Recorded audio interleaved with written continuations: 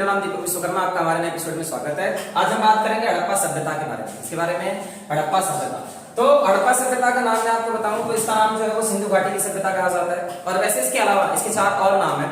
इसको सिंधु घाटी की सभ्यता भी कहते हैं, हड़प्पा भी कहते हैं, कभी कभी इसको विकसित सभ्यता भी कहा जाता है। और इस सभ्यता में एक और नाम इसका है, उसको हम कहते हैं कांस्य सभ्यता। अब हर नाम के पीछे अपना एक कारण है। जैसे हड़प्पा सभ्यता इसलिए कहा जाता है क्योंकि सर्वप्रथम खुदाई हड़प्पा नाम के स्थान पर हुई। ठीक है जी, क्लियर है। सिंधु घाटी सभ्यता इसलिए कहा जाता है क्योंकि ये सभ्यता सिंधु नदी के किनारे पर बसी हुई है, इसलिए हम इसको सिंधु घाटी की सभ्यता कहते हैं। इसको एक और इसका नाम है कांस्य सभ्यता। कांस्य सभ्यता इसलिए कहा जाता है क्योंकि इस सभ्यता में जब खुदाई हुई तो इसके बर्तन, इसके आभूषण और बहुत सारी ढेर सारी चीजें ऐसी मिली हैं जो उपयोगी वस्तुएं मिली हैं, उनमें कांसे का प्रयोग ये लोग ज्यादा करते थे।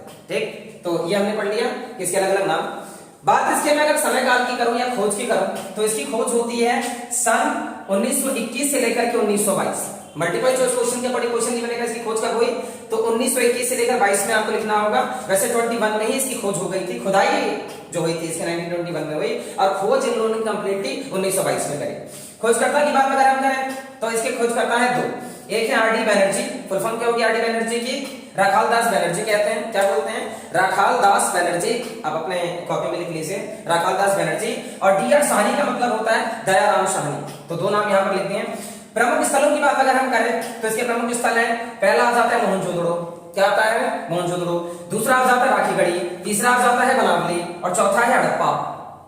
तो पहली जो खुदाई हुई थी हड़प्पा नाम के स्थान पर ही हुई थी, इसलिए इसका नाम हड़प्पा सभ्यता कहा जाता है। खुदाई सर्वप्रथम यहाँ पर मैंने लिखा हुआ है, आप लोग ध्यान से देख लीजिए कि हड़प्पा नामक स्थान पर पहली बार खुदाई हुई।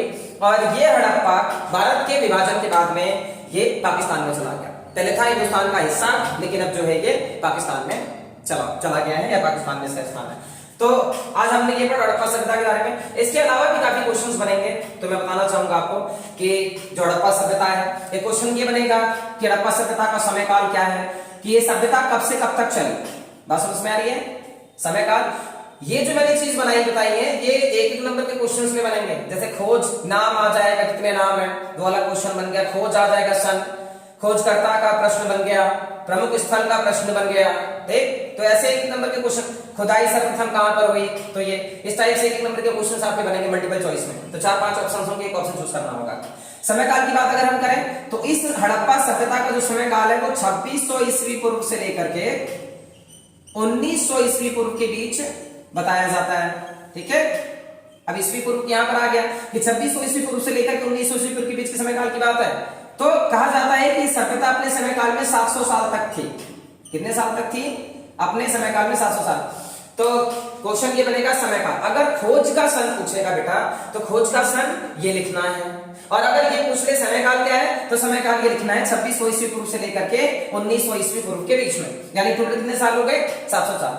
अब जैसा आप लोग जानते हैं ना कि समय काल होता है सन, और समय काल 2 तरीके के होते हैं, एक ईस्वी होता है, एक ईस्वी पूर्व होता है। तो मैं समझाना चाहता हूं कि ईस्वी पूर्व ईस्वी में क्या अंतर होता है। जैसे एक लाइन हमने खींच दिया, हमने बीच में ले लिया 0, इधर का समय काल जो हो जाएगा ये हो जाएगा ईस्वी पूर्व, और इधर का जो समय काल होगा वो हो जाएगा ईस्वी।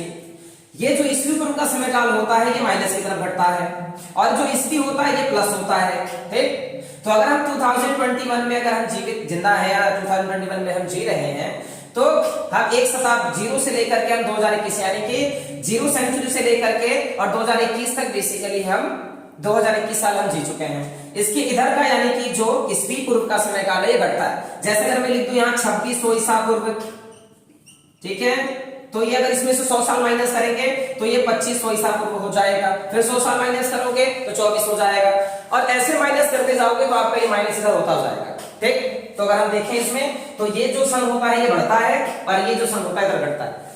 तो कुल मिलाकर बात हो रही है कि जो ईस्वी पूर्व होता है ये घटता है एक की तरफ में, और जो ईस्वी होता है ये बढ़ता है। क्लियर हो गया? तो ऐसे लाइन ए और बी पॉइंट के बीच में आप इसको कर सकते हैं। सेंटर वाले को आप 0 मान लीजिए, इसके आगे का आप ईस्वी कर दीजिए, इसके पीछे वाला जो ईस्वी पूर्व होगा। तो ईस्वी पूर्व घटता है और ईस्वी बढ़ता है। तो कब की बात हुई है? इसमें समय काल की बात अगर हम करें तो 2600 ईसा पूर्व से लेकर के 1900 ईसा पूर्व यानी कि 700 साल के बीच की कहानी की हमने बात करी। तो ये कुछ छोटी छोटी चीजें हैं हड़प्पा सभ्यता की बात करते।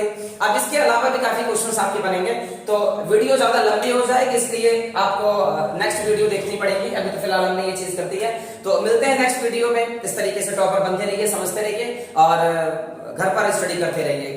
धन्यवाद।